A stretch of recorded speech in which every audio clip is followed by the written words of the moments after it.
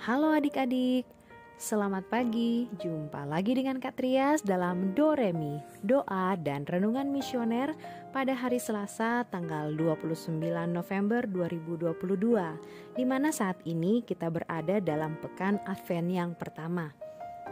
Hari ini kita akan membaca dan merenungkan sabda Tuhan dari Injil Lukas. Namun, kita akan memulainya dengan doa. Mari adik-adik kita bersatu di dalam doa. Dalam nama Bapa dan Putra dan Roh Kudus. Amin. Bapa yang maha baik, kami mengucap syukur karena Engkau telah menyertai kami dari malam hingga pagi ini. Terima kasih untuk hari yang baru.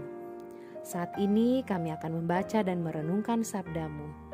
Bersabdalah ya Tuhan, kami mendengarkan. Terpujilah Engkau ya Tuhan, kini dan sepanjang masa. Amin.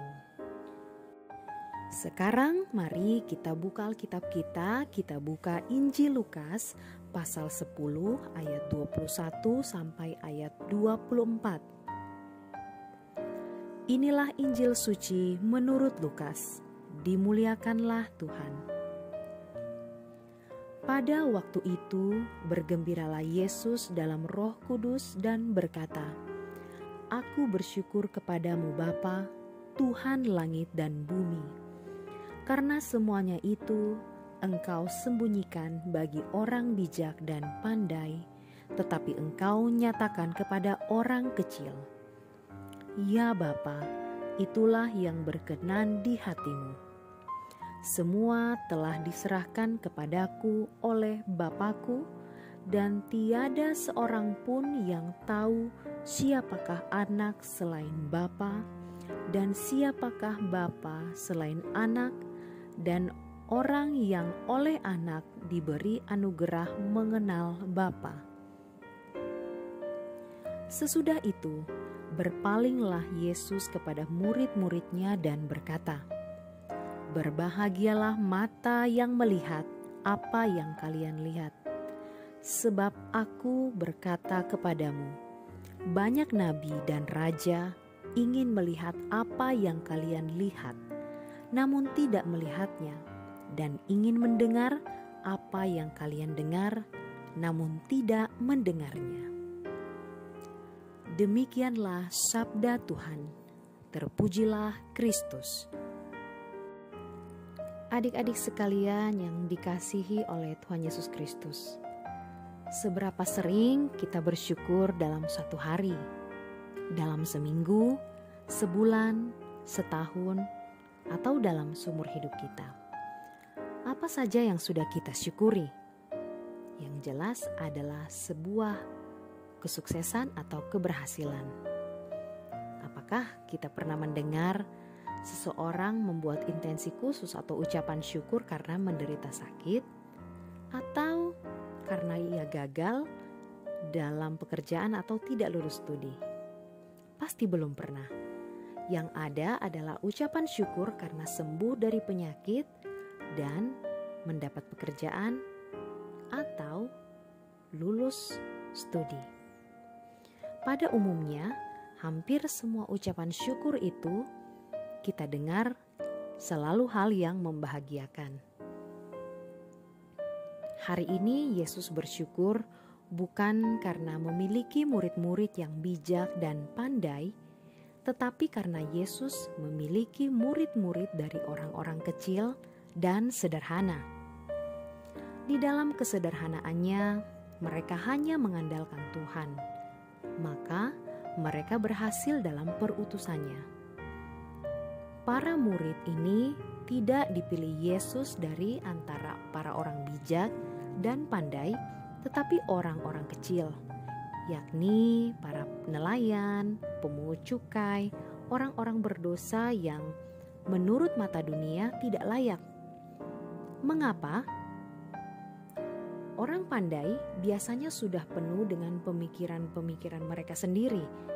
Mereka merasa lebih tahu segalanya. Dan orang bijak terlalu banyak pertimbangan. Menghadapi orang seperti ini, Tuhan bisa buat apa?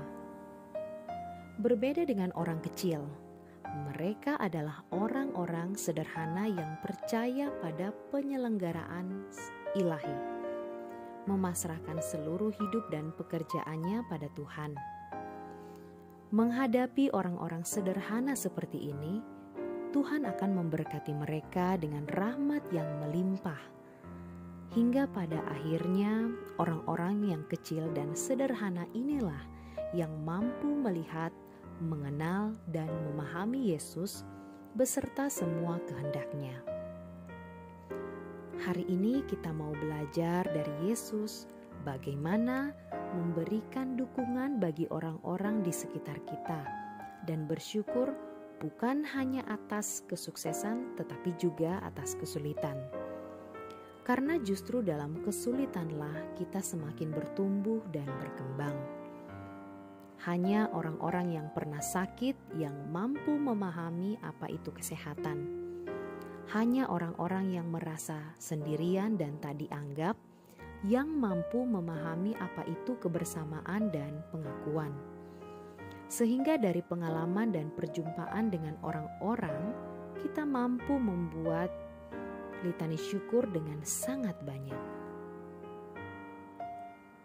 Mari kita melihat segala pengalaman pahit dan tidak menyenangkan sebagai berkat yang meneguhkan dan mendewasakan dengan melanjutkan syukur ini selama masa Advent, agar kita melihat betapa melimpah kasih Allah dalam hidup kita.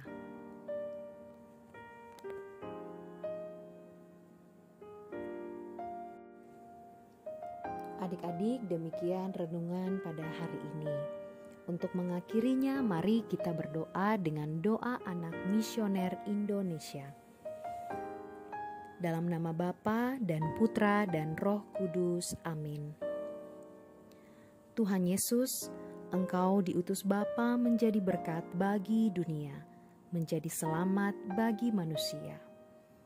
Utuslah kami anak-anak-Mu di Indonesia untuk menjadi sahabat yang kuat bagi yang lemah, sahabat yang rela berkorban bagi yang menderita payah, sahabat penghibur bagi yang sakit dan gelisah. Tuhan Yesus, kami pun ingin menjadi utusan-utusan kecil-Mu, teman setia bagi yang tersingkir terlantarkan, teman bicara bagi yang kesepian terlupakan, sobat yang gembira bagi yang sedih dan susah, sobat penuh penghargaan bagi yang tak dicintai. Tuhan Yesus, utuslah kami kini dengan bantuan Roh Kudus-Mu menjadi garam dan ragi yang baik, menjadi terang dan obor yang cemerlang, membawa kegembiraan dan pengharapan. Tuhan Yesus, kuduskanlah badanku dan sucikanlah jiwaku. Kupersembahkan diriku padamu hari ini. Berkatilah semua anak dimanapun juga. Berkatilah semua orang yang kami jumpai, siapapun juga. Amin. Bapa kami yang ada di dalam surga, dimuliakanlah nama-Mu, datanglah kerajaan-Mu, jadilah kehendak-Mu di atas bumi seperti di dalam surga. Berilah kami rezeki pada hari ini, dan ampunilah kesalahan kami, seperti kami pun mengampuni yang bersalah kepada kami. Dan janganlah masukkan kami ke dalam pencobaan, tetapi bebaskanlah kami dari yang jahat. Amin. Salam Maria, penuh rahmat, Tuhan sertamu. Terpujilah engkau di antara wanita, dan terpujilah buah tubuhmu Yesus. Santa Maria Bunda Allah, doakanlah kami yang berdosa ini, sekarang dan waktu kami mati. Amin. Kemuliaan kepada Bapa dan Putra dan Roh Kudus, seperti pada permulaan, sekarang, selalu, dan sepanjang segala abad. Amin. Dalam nama Bapa dan Putra dan Roh Kudus. Amin. Oke adik-adik sekalian, demikian doa dan renungan pada hari ini. Kita akan berjumpa lagi pada Do Re Mi yang berikutnya. Sampai jumpa, Tuhan Yesus memberkati.